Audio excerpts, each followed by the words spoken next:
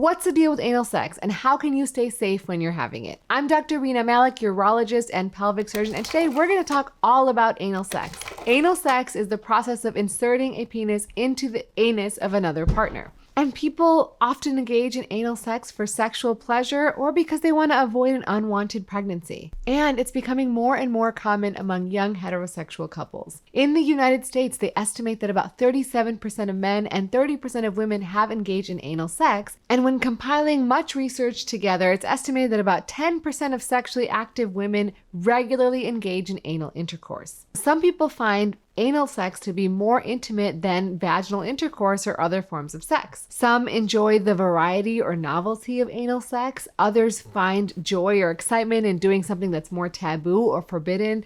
Other people enjoy the control or domination that they perceive during anal intercourse. And others enjoy kind of the pain/pleasure sensation that they feel with anal sex. And lastly, some people just do it as a part of their relationship with their partner. And interestingly, anal sex, in particular in between heterosexual couples, has been depicted as far back as 300 AD. These were specifically seen on Peruvian pots. And in the 16th and 19th centuries, it was seen in Chinese hand scrolls and prints. And then later in French lithography and photography in the 19th and 20th centuries. So it's been happening for a long time. So is anal sex safe? Yes, when done correctly and safely, it can be very, very safe. But what are the things that you need to know to have safe anal sex? Well, first and foremost, you want to make sure you and your partner are on the same page. That requires communicating with them. And sometimes it's not always just verbal communication. You want to pick up on their body language and their cues to really understand if they really want to participate in this or they're kind of feeling a little bit forced. Also, the anal canal does not make its own lubrication, so you need a lot of lubricant. I've made an entire video about lubricants, but things that you should know is that the pH for the anus is different than the pH for the vagina, which is why water-based lubricants typically are designated as lubricants for anal sex. It's also important to know that water-based lubricants dry out and you may need to reapply.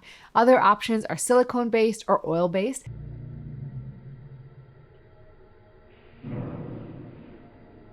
Why would you need to use a condom? There's no risk of pregnancy with anal sex. I've talked about this before in a video about the only FDA-approved condom for anal sex, is that anal sex can put you at risk for sexually transmitted infections. And this is a serious problem because very few people are actually using condoms with anal sex.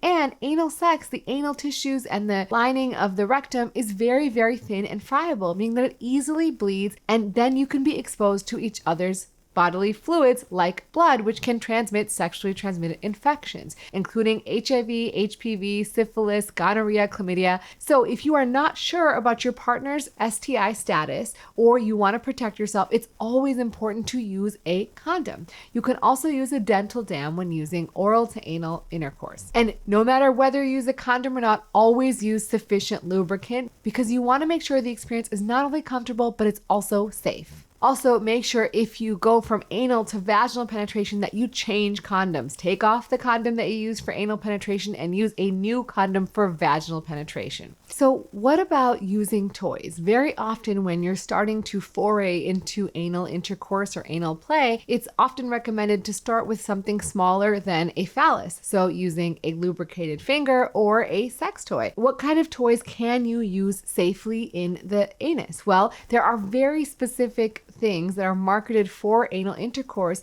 that usually have a flared base or some sort of ring or string at the back that you can easily pull out the device that you're inserting. So those are the ones you want to use. There are so many things on the market like butt plugs, anal beads, dildos, but you again want to make sure that these are designated for anal play. You definitely don't want to use something that might be used for vaginal play that doesn't have a flared base because unfortunately these things can get lost in the rectum and you don't want to spend your fun, kinky, sexy night in the ER because you lost your sex toy. Also, after you've used any sort of toy for anal play, make sure you sanitize that toy before you use it again. If you're ever having pain during anal sex, it's really important to stop, especially if you're having significant bleeding or pain that's not going away. It's extremely rare, but sometimes anal sex can lead to injuries of the anal sphincter. The anal sphincter is the ring of muscles that surrounds the anus that helps control bowel movements. And if that's injured, you can develop things like fecal incontinence or accidents with stool.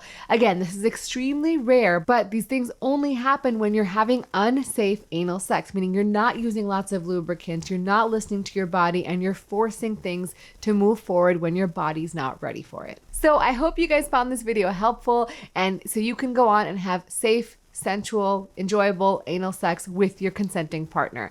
If you'd like to look at the FDA approved anal condom, check it out in the description below. And please stay safe, stay healthy. As always, remember to take care of yourself because you're worth it.